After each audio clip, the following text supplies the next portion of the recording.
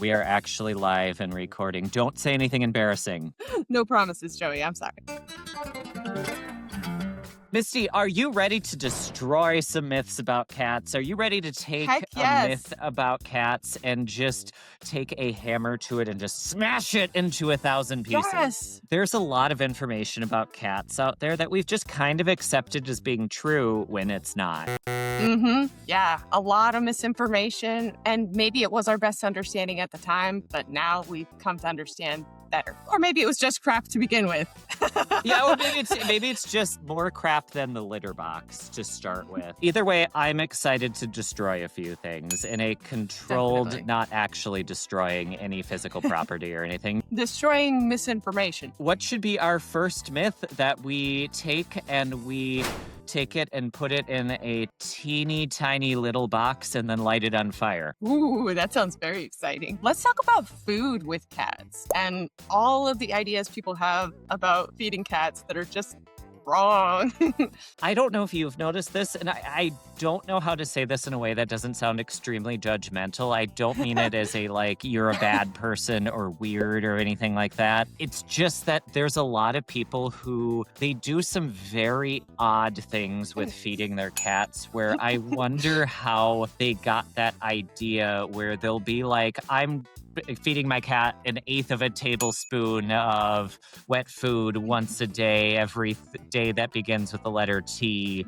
And it's like, how did you come to that being something that's normal or that your cat would like? Because to me, that would be like someone coming up to me and being like, here's a single M&M, enjoy. And then I get another M&M at some point in time that I don't quite understand because I don't understand the concept of time because I'm a cat. I don't understand the concept of time and I'm a human, so Right, really yeah, that's true. Yeah, this whole idea of feeding cats 2 meals a day, that to me is just absolutely, to borrow a phrase from you, cuckoo bananas. Like, Cuckoo bananas, full on bananas. Gwen crazy. Stefani level BANANAS. Yes. I mean, I get hungry every 3 or 4 hours. And so expecting my cat to eat, like twice a day and to not be restless in between? Cats are predators. They've evolved to hunt mice. Mice are only a few calories on their own in the wild. Cats would probably eat like somewhere around 10 meals a day. So 2, how does that even make sense? I think about how hangry I get when I'm due for a meal, and why would we expect cats to be any different than that? And you'll notice if you think about when do behavior concerns, especially annoying behaviors, come up, in a lot of cases, it'll be right before mealtime. Or Yeah. I've noticed with Poutine and Prozac, actually, that if I am slightly off with Prozac's actually doing it right now. So one of my Hoyas, he's busy nibbling on it because I forgot to feed him before we started this. Oops. Oh well. Do you need to go do that real quick? No, it's fine. He'll be okay. He'll fill up on salad. Yeah, he's gonna fill up on his salad. No, I should actually go feed them. Neck break.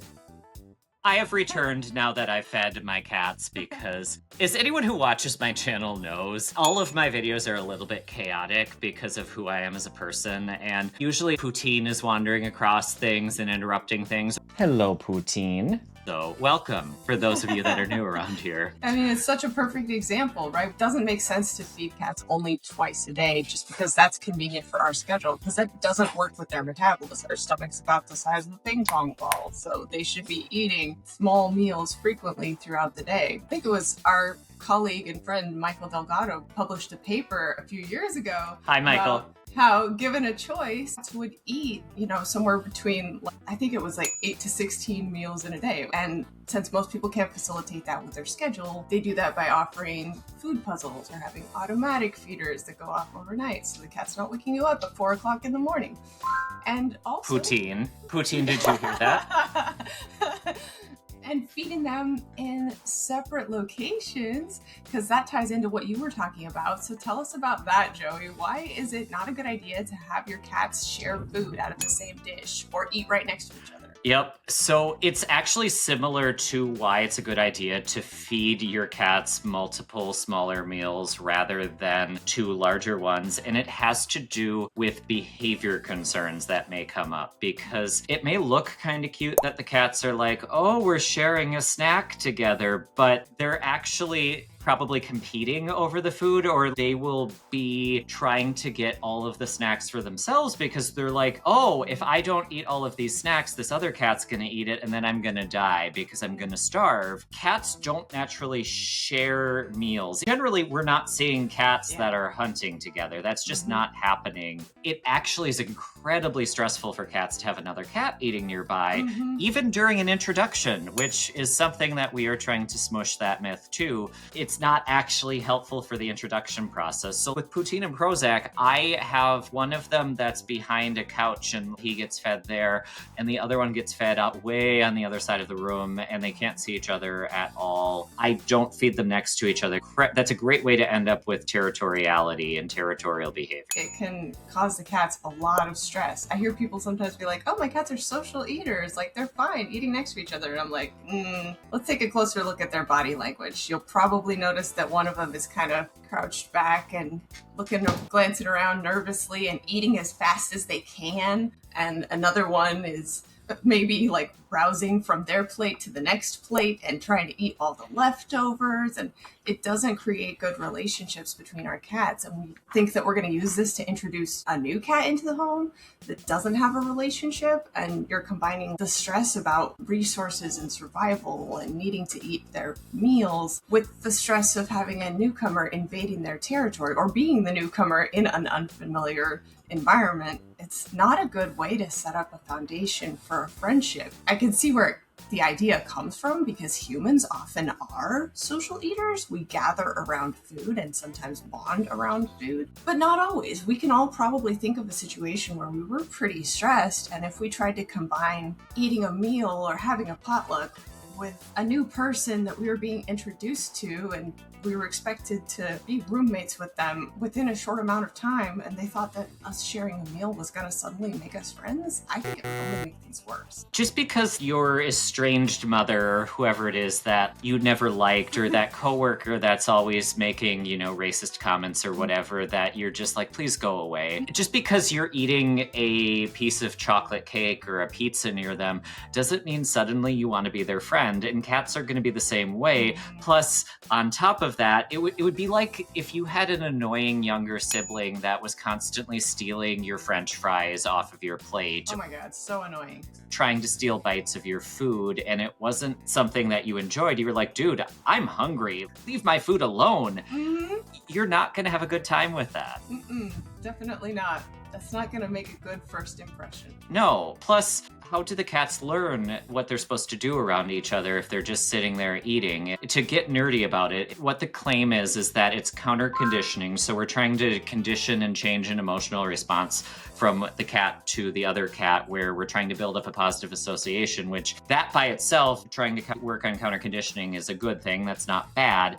It's just the method of trying to do that is a little bit flawed, because if the cat's stressed out, they're not going to be counter-conditioned in a positive way. If anything, they're going to be sensitized to the other cat. They're going to have a stronger reaction.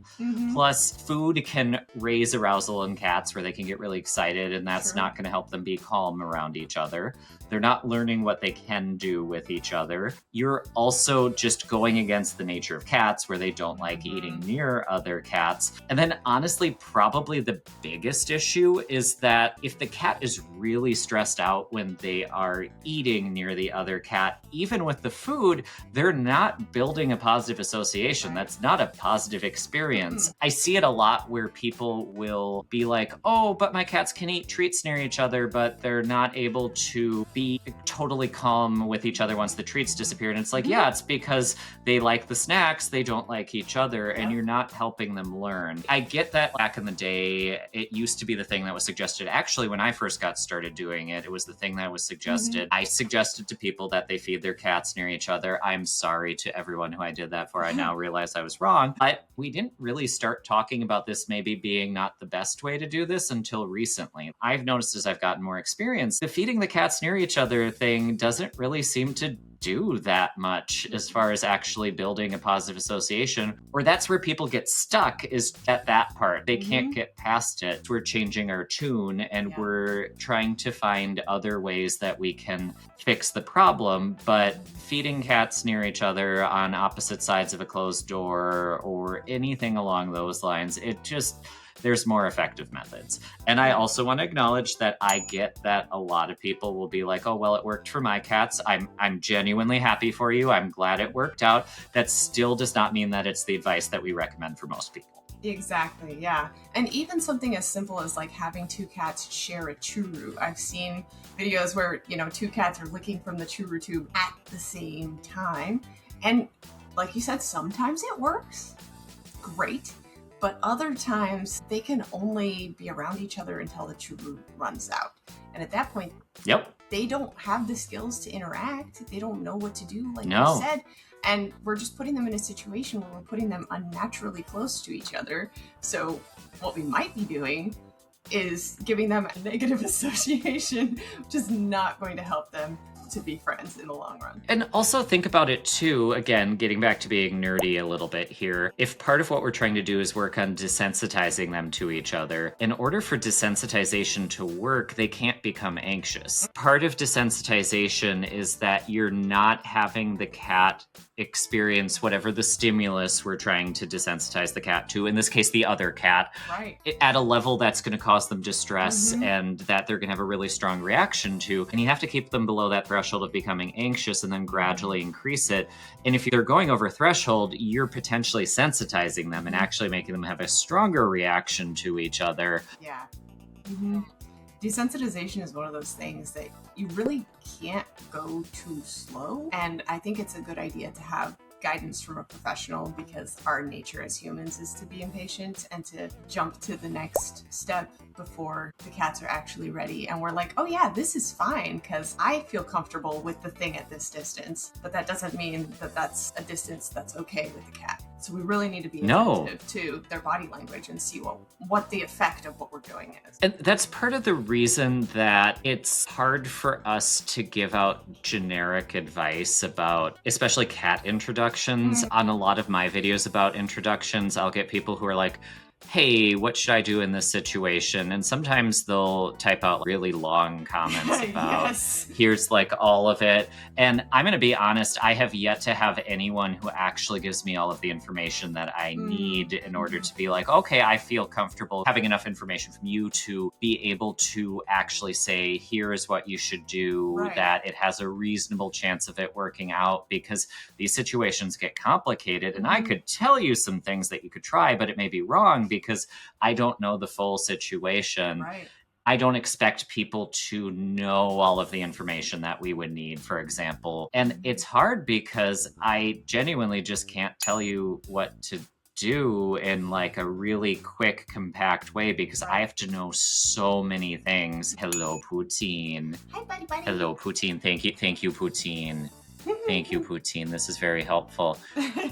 I would need to know, like, okay, I'd need to see the layout of your home. I need to see, like, the background information on the cat. And it's tough because you're not just dealing with one living creature, you're dealing with multiple of them. Exactly. And anytime you have relationships between individuals, it's going to be different in every situation. Do you need to go check out what Poutine's up to? It's not Poutine, it's Prozac that is making noise. And I'm trying to figure out where the noise is coming from. What is my cat chewing on now? No, I actually think Prozac is over in the litter box, so he's not. That's a good noise. We want him using the litter box, which, hey, let's talk litter boxes. It's a fun topic. Oh, litter boxes. There's so much crap out there about litter boxes. Pun intended.